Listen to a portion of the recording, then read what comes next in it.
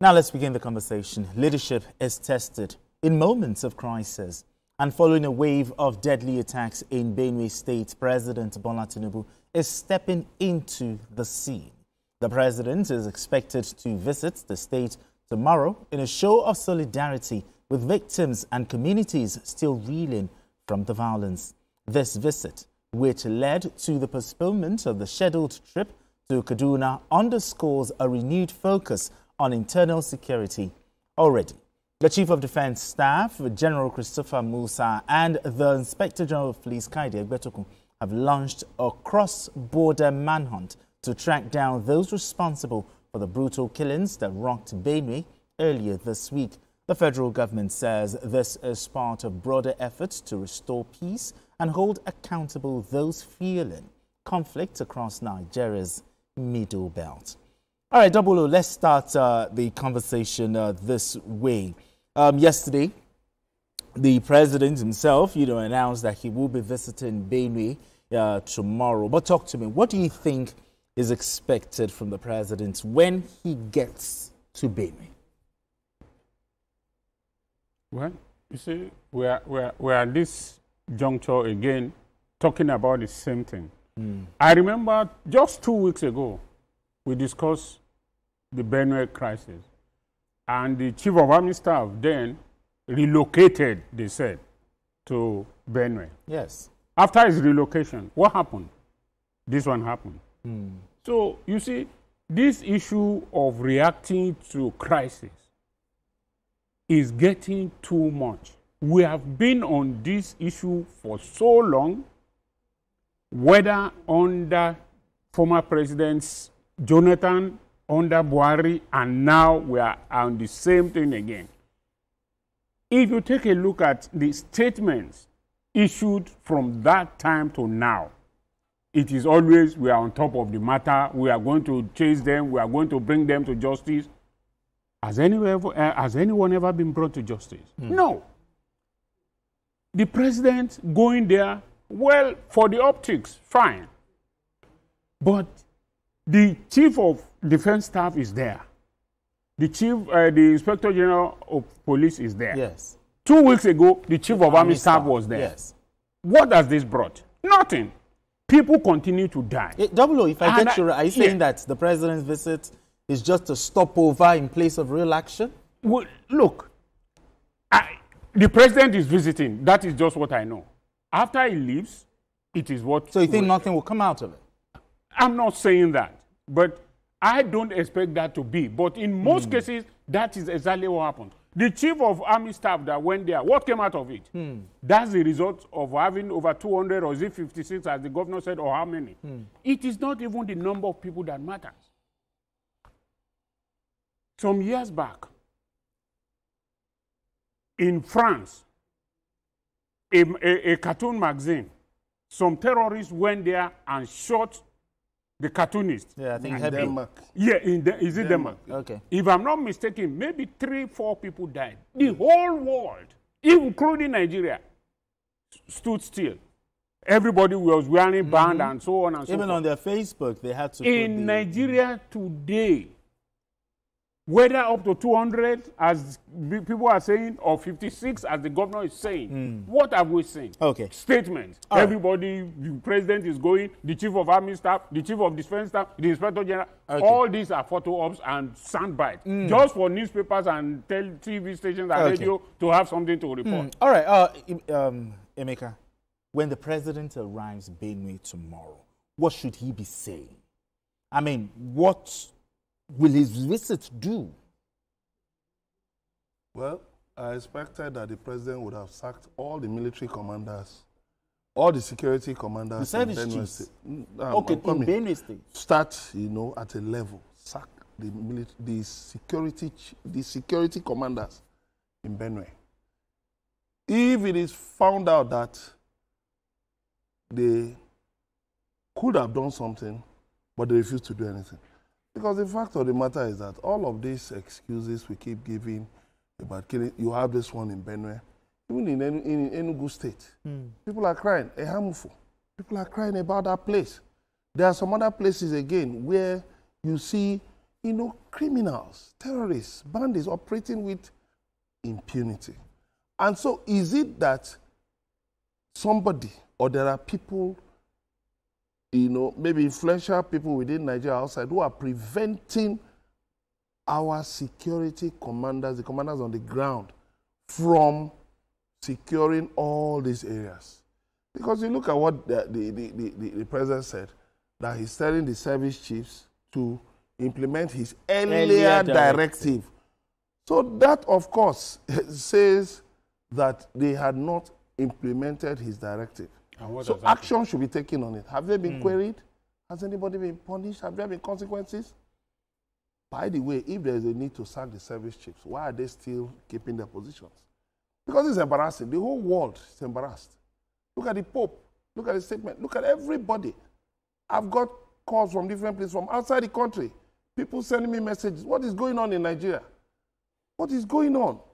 Why are people being killed? Like, even set ablaze? No, this is too much. And let me say that, look, you see this centralized system of policing that we have in Nigeria today, it has to come to an end as quickly as possible. We must bring in state police. Whatever people are saying, state police will lead to this, will lead to that. Look, all of those things are no longer tenable. Let us bring in state police. Let the states, let communities have a say in how their jurisdictions are policed, are secured. Because if you continue to rely on this centralized policing, we will continue to have these failures. The monumental failure is highly embarrassing. We'll be talking of Plateau. I don't know how Plateau has managed his own. We're talking of Benue. And then pockets of killings here and there. Why is it that people can have the impunity, can be so free to go into communities, kill people, and then the security chiefs are now telling us that they will engage on cross-border manhunt? Are you telling me, listen, the cross-border is that those guys should have crossed from this edge something happened to on the Friday, grave. Saturday, on Tuesday, Monday, Tuesday. You are those fellows should have been sent to the hottest part of hell. You should not be waiting to look for them. It should have been immediately. Immediately. Okay, now still talking about that. Even though the president will be there tomorrow, what are the concrete demands the Benue people, the Benue state government, will be demanding from the president when he arrives there tomorrow?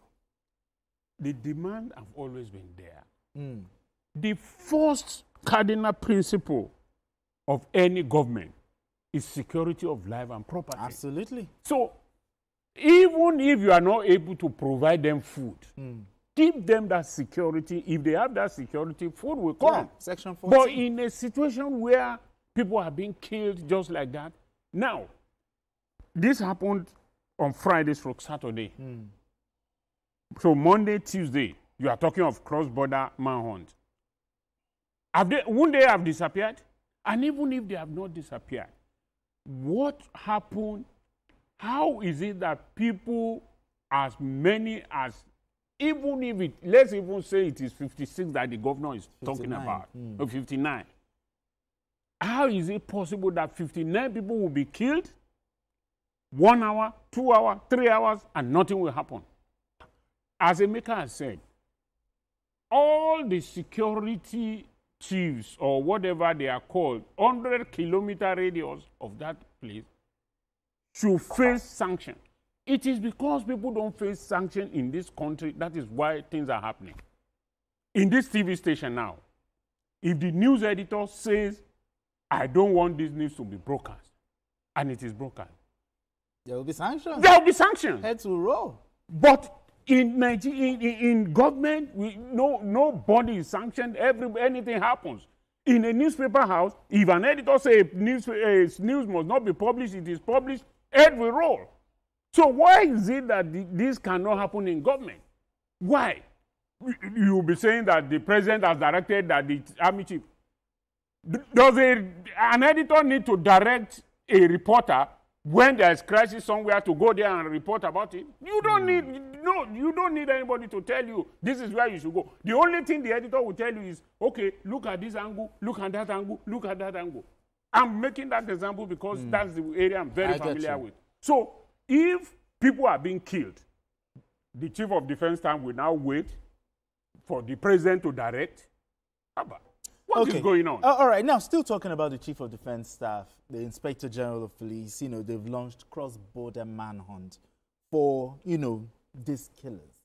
Now that they've launched this manhunt, are you hopeful that something will come out of it? Well, I'm always hopeful that criminals will face justice. True. That's the basic thing. So, going by past experiences, I'm not hopeful. Because the killings in Plateau, not one person has been taken to court, has been prosecuted. Not one person. Is it talking about other places? Not one has been prosecuted. Why would we allow these things to continue to happen? And then we're also talking now. Remember the terrorist attack on St. Francis Catholic Church in Ondo State? Where are the perpetrators up to today? I can start naming different incidents in the past 10 years. Where are the perpetrators? Why is it that we don't have, why is it that we don't have a large-scale prosecution of the masterminds of these things? Because you just go, you get a few people and say they are suspects, and that is the end of the day. After all, in the same Benue State, under the former governor, there was somebody, one Ghana, who was described as a dangerous element. And when the government found they couldn't control him, they found a way to neutralize him. How come the other people causing these problems, the masterminds of this problem, have not been found and neutralized? Because you see, it is not just bringing them, then you take them to court, they grant them bail, they keep causing problems here and there. Look, if there is a need to set up special courts to try some of these offenses, it will be in the best interest of Nigeria. But what Nigerians want to hear is that the masterminds have been arrested and been prosecuted. Two, if there's a direct confrontation with these people, that the security forces have the upper hand. And then three, negotiating with these people. I saw Katsina State is now negotiating with bandits. It is wrong.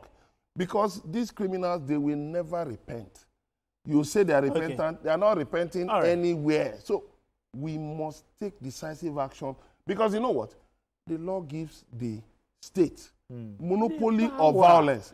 Non-state actors should not put the state under the table, throw the state under the table. All right. I mean, this crisis between the farmers and the herders, you know. Now, let's look at the Benue farmers. What will the president's intervention mean for the farmers who feel affected by this crisis? Well, you see, it's a very tough thing. And I don't agree with those who have pigeonholed everything, farmers, others, crises, foreign invaders, and all that. If it is farmer others crisis and that they threaten to take over their land, since these people have been killed and displaced, have the others moved there to take over the place? Has there been a follow-up to see whether it is really that is the problem? Because you just talk about farmers and others are clashing every day. They want to take over our land. They want to do this. If people want to take over something, you don't kill people or drive people away and then you two leave the place. Many of these villages have been rendered desolate and renamed. But who are the people who are occupying the place now? Are they the right occupiers? What the government needs to do and what the president needs to do is to give all the top politicians, either retired or tired or whatever, David Mark, Akume, what's the other man's name? Suswan, and the rest of all of them they need to sit down in a room with the president. If there is anything among them that is causing this problem, I mean, maybe disagreement and all that, they need to, for the sake of their people. Look, if you have power today, who do you want to rule over? You want to rule over dead body, or you want to rule over people? They must come together and unite themselves. This issue of maybe the governor is not on the same page with the secretary to the federal government, and this one is not on. When you have power, what do you do with power? You use power to rule over people, not to rule over dead bodies. So the president must hold them accountable that, look, it is your state. It is your state. And if there's any problem in this state, I will hold all of you responsible. Now, our heart goes out to the people of Benue State. It's very sad. Now, to wrap this conversation up, to the women and children whose husbands were killed, whose fathers were killed, you know, now the children are now fatherless, some like motherless. What is the humanitarian response of the government? What should it be at this time? The best response of the government is to say enough is enough. Make sure it doesn't happen. Now, for the people who have now lost persons, family members, yes, of course, what should the government be doing at this time? The government should take over the upkeep of these people. The government should draw from his budget, from wherever, from his reserve, to take care of them. And the idea that you can keep people in IDP camps interminably, I support the governor of Borno State, Professor Zulu, that it is undignifying to keep people in IDP camps. Find a way to resettle them. If for a period you cannot return them to their original place of abode, but at least find some decent accommodation for them. Find something for them to do, because these are human beings.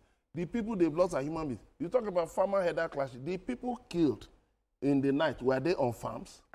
People were killed. So that shows you that this violence is beyond farmer-header clashes. The president should hold, and then again, I will appeal to the president. He should not make the blunder that former President Obasanjo made in 2004 when he went to Jos. And, you know, the chairman of the state chapter of the Christian Association of Nigeria, and then the chairman of JNI, Jamaatul Nasrul Islam, they were trying to put things to him. And he responded in such an angry manner. And you remember the infamous statement, "Can my foot?" The president should avoid that. He can take the leaders, trusted leaders, and maybe hold a private session with them, hear them. If he doesn't want, if he doesn't want an open, yes, he can hold a private session with them, then come out and just, tell the world that, okay, so and so actions will be taken. But please, the president should avoid being misled into firing some verbal missiles, because that will take attention away from the objective. We will not be talking about something the like should go there and start spitting fire. I've heard people say that. You don't do that. When you spit fire, yes, it's necessary. The president has already said, he has already started spitting fire now. He said in a statement that the service chief should implement his earlier directives. Yes. So, there is no excuse whatsoever. Remember, President Buhari said that when he was president, he directed the IG to move to Benue. Yeah, he said he wasn't aware. He said the IG didn't go. And then what was done? He was allowed to stay in office. People should be made to pay for acts of, when you disregard lawful directives, you should be punished. All right, beautiful.